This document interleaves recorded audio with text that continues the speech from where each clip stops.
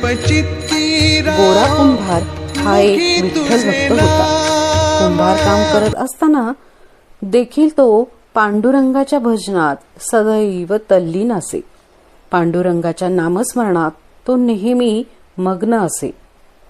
एकदा काय झाले, त्याची पत्नी आपल्या एकुलत्या एका लहान मुलास अंगणात ठेवून पाणी आणण्यासाठी गेली.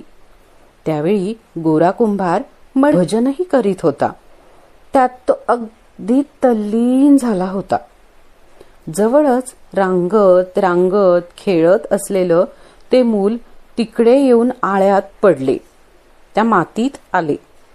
गोरा कुंभार पायांनी मातीखाली वर करीत तिची नजर चिखलाकडे गेली. तो चिखल रक्ताने माखलेला होता. तो चिखल पाहून मूल तुडविले गेल्याचे तिच्या लक्षात आले. तिने हंबरडा फोडला, आक्रोश केला. या नकळत झालेल्या कृत्याचे प्रायश्चित्त म्हणून कुंभाराने आपले दोन्ही हात तोडून घेतले. त्यामुळे त्याचा कुंभारकीचा धंदा बसला. विठ्ठल रखुमाई मजूर बनून नंतर त्याच्या घरी येऊन राहू लागले.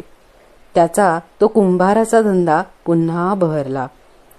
तर मुलांनो, आज आपण ही गोष्ट ऐकली आहे ना, याच्यातून आपल्याला काय बोध मिळतो की जो भक्त आहे तो जर पूर्णपणे मन लावून भक्ती करत असेल तर त्याच्यासाठी विठ्ठल स्वतःही मदतीला धावून येतो.